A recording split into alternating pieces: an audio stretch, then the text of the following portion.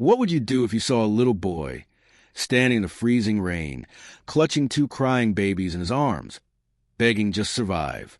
Most people walked past, but when a billionaire woman stopped her car that night, she had no idea the heartbreaking truth she was about to uncover, and how it would change both of their lives forever.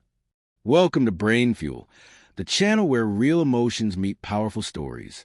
Here, every tale will touch your heart, inspire your soul, and keep you watching until the very end. Don't forget to hit that subscribe button and turn on the notification bell, because the next story might just change the way you see the world. Please, just a little food. My babies are hungry.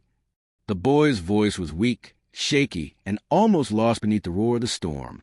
Heavy drops of rain splattered against the cracked pavement as his small frame hunched protectively over the two tiny infants in his arms. The blanket he wrapped him in was torn and already soaked through, unable to shield him from the cold. The boy, no older than 12, sat near the steps of a tall glass building, his knees drawn up, his body trembling from both fear and cold. He held the babies close to his chest, as though his own warmth could somehow keep them alive. His lips were pale, his eyes swollen from crying, and yet he refused to let go. He kept whispering to them softly, trying to comfort them even though he had no comfort left for himself. Cars zoomed by on the street, their bright headlights cutting through the downpour, but not one vehicle slowed. Men and women carrying umbrellas rushed past him, holding shopping bags and phones, their shoes splashing through puddles. Some glanced at him briefly, their eyes filled with pity or irritation, but they never stopped. They all had somewhere to be, warm homes, waiting families, and hot meals. To them, he was just another street boy, just another face of misery in a city too busy to care. The babies whimpered, their tiny cries barely audible over the storm. Each time they made a sound, the boy's heart ached. He rocked them gently, humming through chattering teeth, but his voice cracked with helplessness. He had not eaten all day, and the hunger gnawed at his stomach like sharp claws. Still, he didn't beg for himself. He only begged for them. "Please," he called out again as a couple walked past. "They're just babies. They need milk." The woman slowed for a second, her expression softening, but her husband tugged her arm. "Don't stop," the man muttered. "If you help one, 10 more will come. Let's go." And just like that, they disappeared into the crowd. The boy lowered his head, biting back tears. He felt invisible, as though his pain was something the world had decided not to see. But deep inside, he promised himself he wouldn't give up. "I'll protect you," he whispered to the infants, his voice cracking. "No matter what, I'll take care of you. I'm your brother. I won't let you down." He tried to smile at them, but the weight of despair pressed heavily on his small shoulders. The city was cruel. People were heartless. And yet, he sat there in the rain, refusing to abandon the only family he had left. Just when his strength was nearly gone, when he thought he might faint from exhaustion, something unusual happened. A sleek black car slowed near the curb. The tinted windows reflected the streetlights as the vehicle came to a stop. Its engine purred softly, standing out against the noise of the rain. The boy barely noticed it at first. He was too focused on keeping the babies warm. But then the door opened. From inside, stepping carefully onto the wet pavement, came a tall, elegant woman dressed in a tailored coat. She carried herself with quiet authority, her heels clicking sharply against the ground despite the storm. Her driver rushed forward with an umbrella, holding above her head, but her gaze was already fixed on something else. Her eyes landed on him. The boy lifted his head slowly, blinking against the rain. For a moment, he thought she would walk past him like everyone else. She was clearly someone important. Her clothes, her car, her presence all screamed wealth and power. People like her didn't stop for people like him.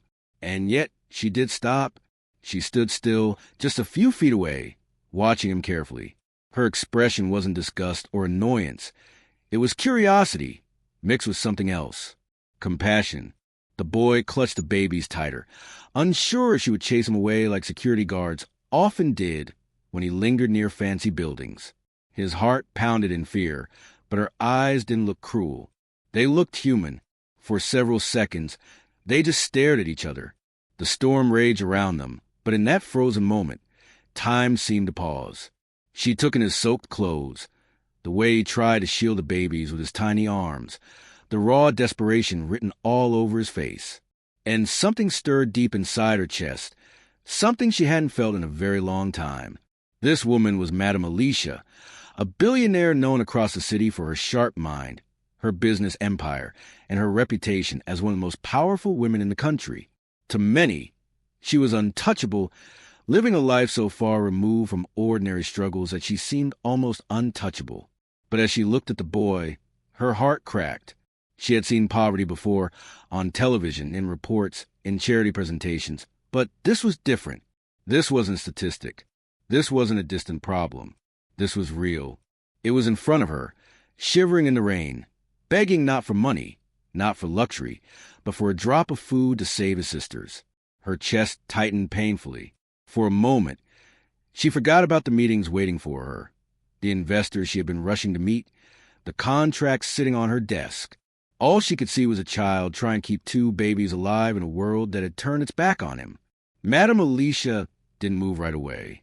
She simply watched, her thoughts racing, her emotions colliding with memories she thought she had buried long ago. And then, with a slow breath, she took her first step toward him. Alicia stepped closer, her heels splashing softly in the puddles as rain drummed against the umbrella above her. She was used to people lowering their eyes, bowing, or moving out of her way whenever she appeared. But this boy, so fragile, so desperate, didn't look away. His gaze locked onto hers, trembling but steady, as if he knew that this moment might decide everything. She crouched down slowly, bringing herself to his level. Her elegant coat brushed against the wet ground, but she didn't care. She needed to see him closely, to hear him clearly. "Boy," she asked, her voice calm but filled with an authority that came naturally to her. "What are you doing out here in this storm? Where are your parents?" The boy's lips quivered. His small arms tightened around the bundle of blankets where the babies whimpered. He opened his mouth, but no words came at first.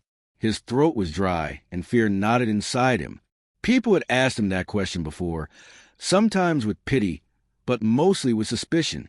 And every time he answered honestly, the reaction was the same: disbelief, annoyance, rejection. But something about this woman's eyes made him try again. They're gone, ma'am," he stammered, his voice barely more than a whisper. "My mother, she died when she gave birth to them. And my father," his voice cracked, "he left long before that. He didn't want us. I'm all they have now." The rain pounded harder, but Alicia barely noticed. Her chest tightened as his words cut through the storm. He wasn't lying. She could see in his eyes the raw pain of abandonment, the kind of wound no child should ever carry. Her brows furrowed. "And how long have you been out here, begging like this?"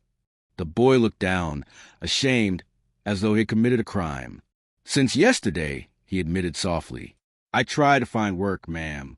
I went to the market, asked people if I could carry their bags, clean their shops, anything, but nobody wanted me. They said I was just a child. Some chased me away because of the babies. They thought I was lying." His arms tightened again around the infants, as if even a memory of being pushed away might snatch them from him. "My sisters," he whispered, his voice cracking. "They haven't eaten since morning. I tried, I really tried, but nobody would listen." The babies stirred weakly, letting out faint cries, their tiny hands poking through the thin blanket. Alicia's heart clenched at the sound. Babies should be giggling warm and safe, not crying in the cold arms of starving brother. For a moment, she couldn't speak. She, the woman who negotiated million-dollar deals without blinking, found herself at a loss for words in front of a boy who had nothing but determination. Finally, she asked gently, "What is your name?" "Daniel," he replied quietly. "Daniel," she repeated, testing the name on her tongue, almost as if it were familiar. She studied him carefully. His clothes were tattered, his shoes worn thin, his face pale from hunger. And yet, in his eyes burned a spark, fragile but bright. She realized something. Most children in this situation would have abandoned the babies out of desperation, or left them at a church or orphanage. But Daniel hadn't. He sat there in the pouring rain, choosing hunger and misery for himself if it meant protecting them. That spark in his eyes wasn't just pain. It was love. It was strength. Her throat tightened. She had seen thousands of employees, hundreds of young people who wanted to impress her, countless adults who called themselves strong. But this boy with nothing to his name carried more strength than many grown men she knew. Alicia leaned closer, lowering her voice. Daniel, you are very brave. But tell me, why didn't you go to the authorities? To an orphanage? Surely they would have helped you. Daniel shook his head quickly, his wet hair sticking to his forehead. No, ma'am. I can't. They'll take my sisters away from me. They'll separate us.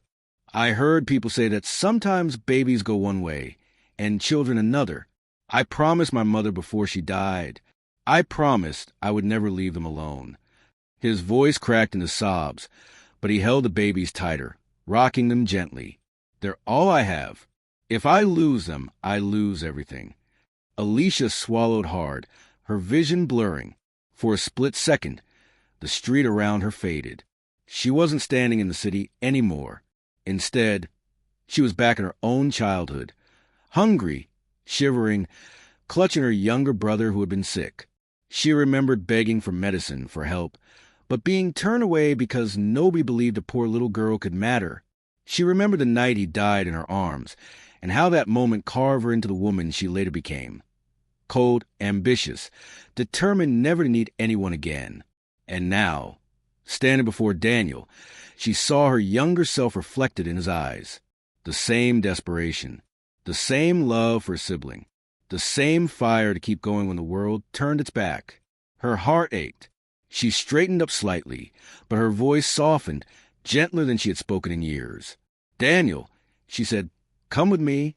Bring your sisters. You can't survive out here like this. The boy's eyes widened in disbelief.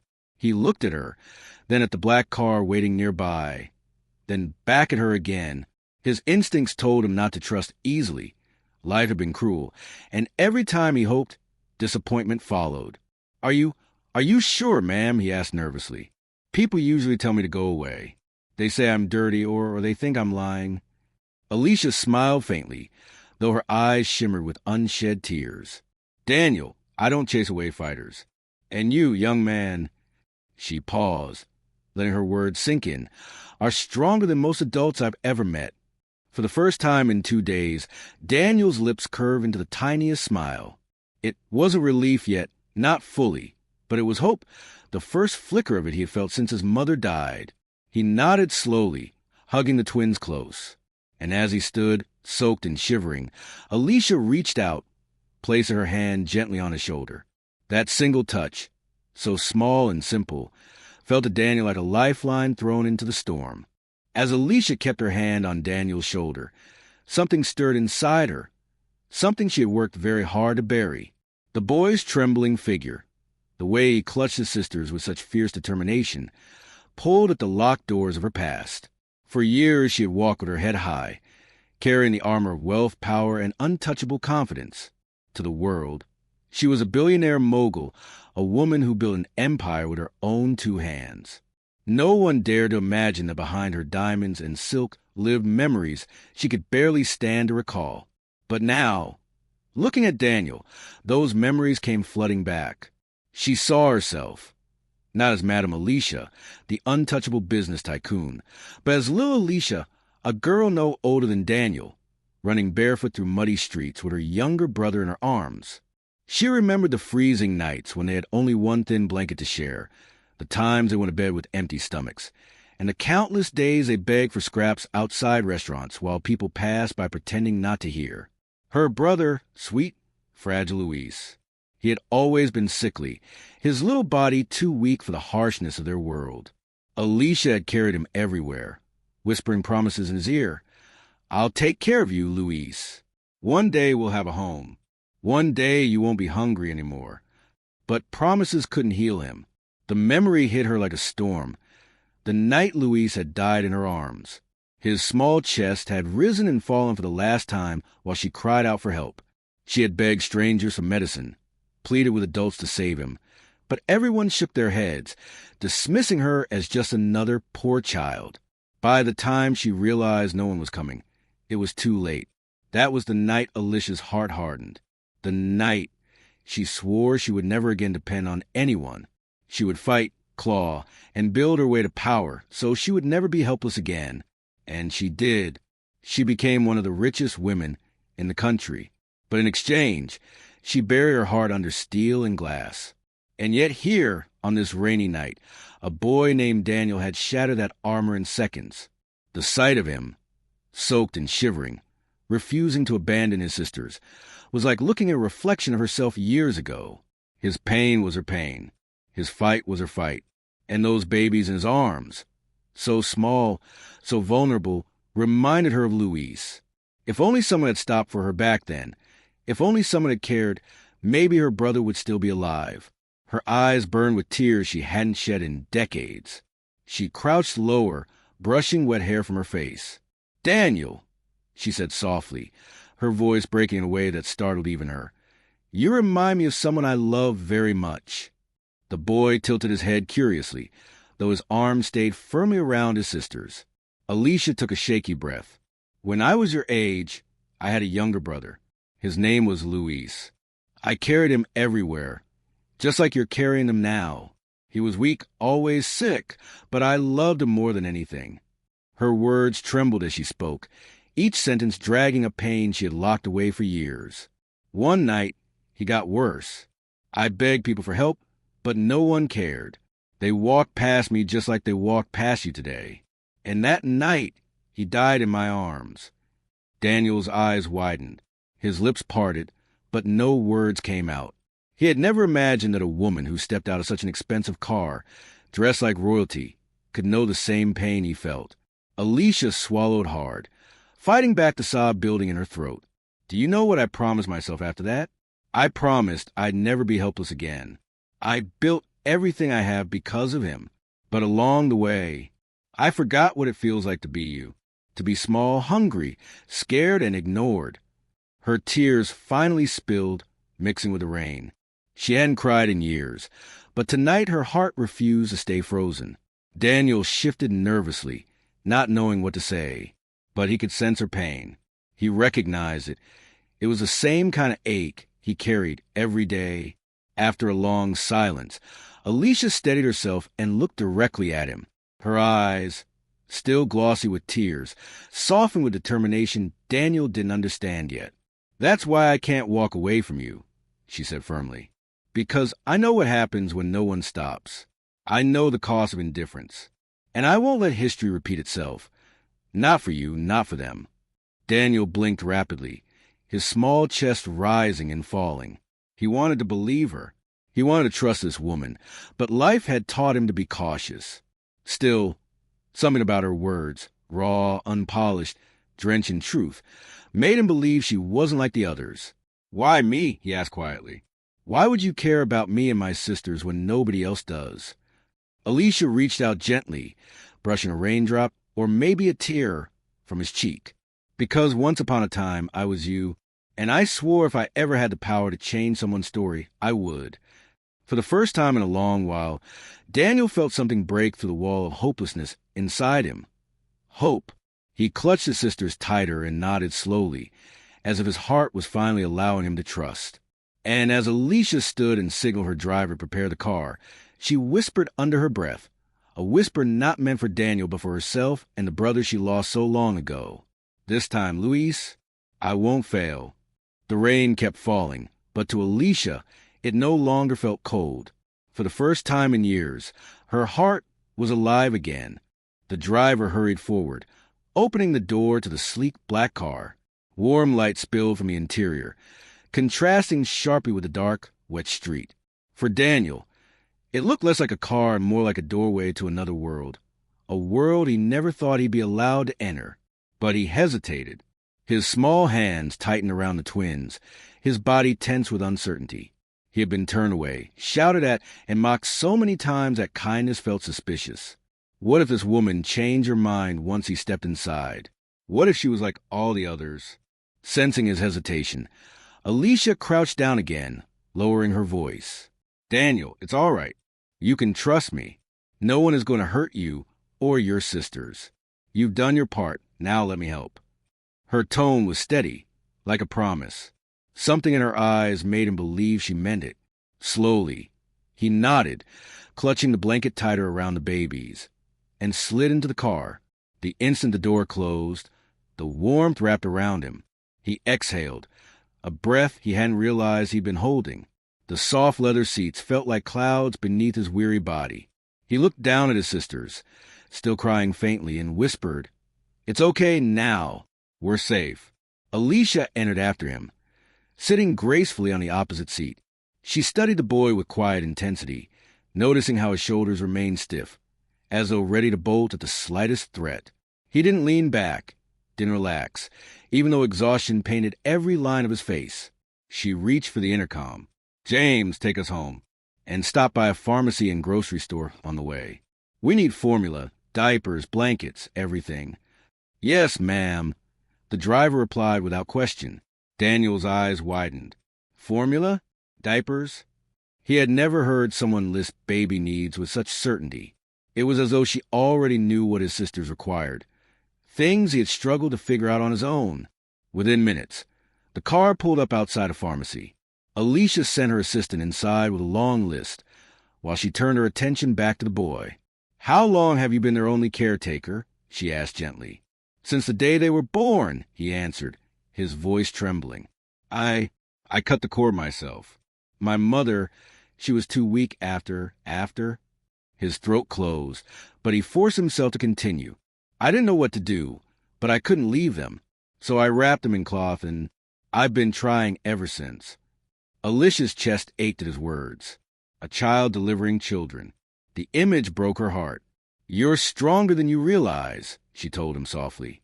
When the assistant returned with bags filled with supplies, Alicia immediately prepared bottles of warm milk using the small electric kettle inside the car.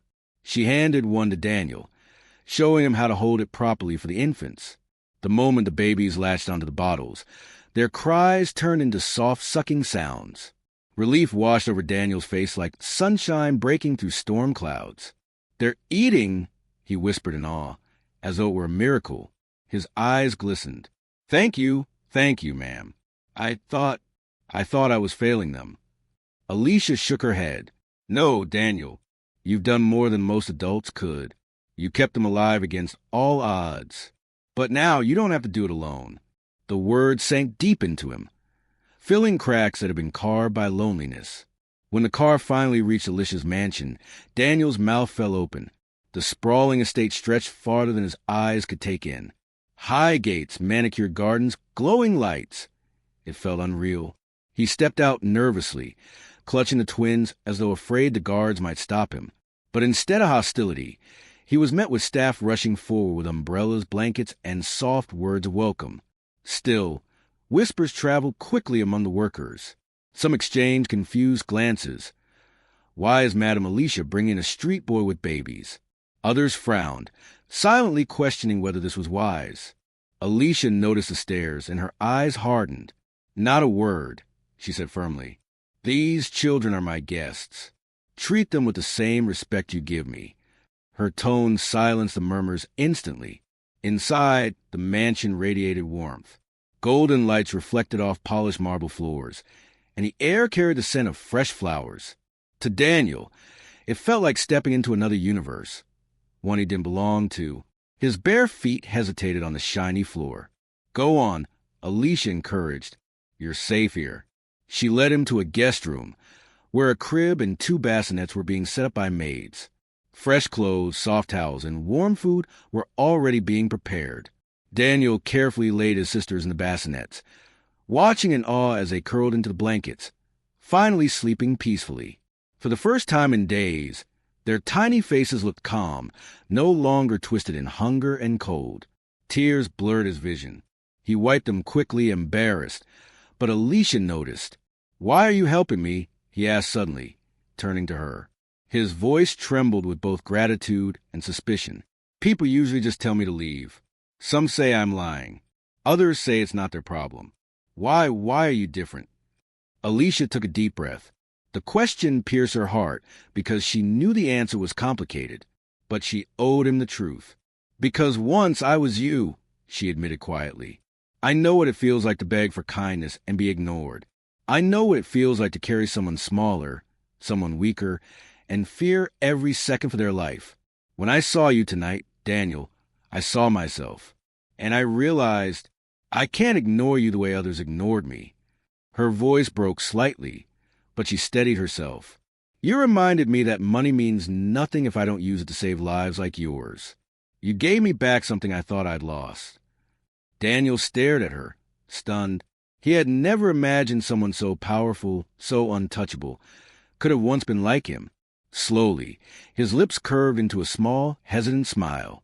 Then, maybe we were meant to meet. Alicia's throat tightened at his words. She reached out and gently squeezed his shoulder. Yes, Daniel, maybe fate brought us together. That night, while the twins slept peacefully for the first time in their short lives, Daniel sat by their side, still afraid it was all a dream. But every time he glanced at Alicia, who stayed close, making sure he had food, warm clothes, and comfort, he realized it wasn't. For the first time since his mother's death, he wasn't alone. And for Alicia, the woman who had everything, she realized her mansion had finally found the one thing it was missing, a family's laughter and the chance to heal old wounds by protecting a new life. Several weeks had passed since that stormy night. But for Daniel, it felt like he had been transported into an entirely different lifetime. Gone were the cold streets, the gnawing hunger, and the endless fear of losing his sisters. In their place was warmth, safety, and the steady presence of Madame Alicia, who had become more than just a savior. She was slowly becoming family. The mansion, once intimidating, no longer felt like a palace too grand for him to belong. Each corner echoed with new sounds. The soft cries of the babies being comforted, Daniel's hesitant laughter during lessons with tutors, and even Alicia's voice, softer, warmer now, guided him through things he had never learned before. The twins, now stronger and healthier, had grown used to the comfort of full stomachs and warm blankets. Their tiny hands grasped the toys and reached eagerly for Daniel whenever he came near. And every time Alicia watched him scoop them up with care far beyond his years, her heart swelled with something she hadn't felt in decades. Love that was pure, unselfish, and healing. One evening, as the sun dipped behind the horizon and painted the sky in shades of orange and purple, Daniel was in the nursery, carefully tucking the twins into their cribs. He hummed a tune, one his mother used to sing, while adjusting their blankets. His face, once haunted by despair, now carried traces of peace. Alicia leaned quietly against the doorframe, watching him. She had seen many powerful men in boardrooms, many leaders giving speeches, but none of them carried the kind of strength she saw in this boy. Strength that didn't come from money, but from love and sacrifice. After a while, she stepped into the room. "Daniel," she said softly. He turned, smiling shyly. "They're asleep now. I think they're finally happy here." Alicia's throat tightened at his words. She walked closer, her heels clicking lightly against the floor, and motioned for him to sit with her near the window. He obeyed, curiosity in his eyes. There was a long pause before she spoke again. "Do you know what I discovered the day I met you?" Daniel tilted his head. "Discovered?" She nodded, her eyes glistening as she chose her words. "I discovered that wealth, all of this," she gestured around the room, "the mansion, the lights, the luxury, means nothing without compassion. I built my life chasing power because I thought that was the only way to survive. But you reminded me of who I used to be, Daniel. You reminded me of the little girl who once held her brother the way you hold your sisters." Her voice trembled, but she continued. "For years, I tried to forget that part of me because it hurt too much. But meeting you brought it all back, not as pain, but as purpose. You gave me something money could never buy." Daniel blinked, his small hands tightening in his lap. "What did I give you?" he asked innocently. She smiled, tears threatening to fall. "A reason to feel again, a reason to care. You gave me a family when I didn't even know I needed one." For a moment, silence filled the room.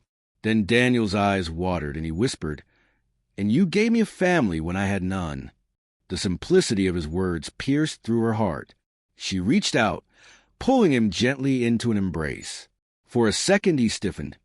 He wasn't used to being held, but then he melted into her arms, burying his face against her shoulder. That night, something shifted permanently. The following week, Alicia called her lawyer and arranged everything: papers, guardianship, adoption. The process was swift, as her influence moved mountains where others would have faced walls. Daniel didn't understand every detail, but he understood the result. He and his sisters would never again be alone. When the documents were finalized, Alicia gathered Daniel and the twins in the living room. She knelt before him, her voice steady but filled with emotion. "Daniel, from this day forward, you are no longer just a boy fighting to survive. You are my son, and your sisters are my daughters. We are a family now." Daniel's eyes widened, his mouth opening in shock. "You want to adopt us?" "Me?" Alicia nodded, her hands gently resting on his shoulders. "Yes, because family isn't always about blood. Sometimes it's about love. And I love you, Daniel. I love all three of you." For the first time in a long, long while, Daniel didn't try to hold back his tears. They spilled freely down his cheeks as he whispered, "I never thought anyone would want us. Thank you, Mom." That single word, Mom, broke whatever was left of Alicia's armor. She pulled him into her arms again, holding him as tightly as he had once held his sisters in the rain.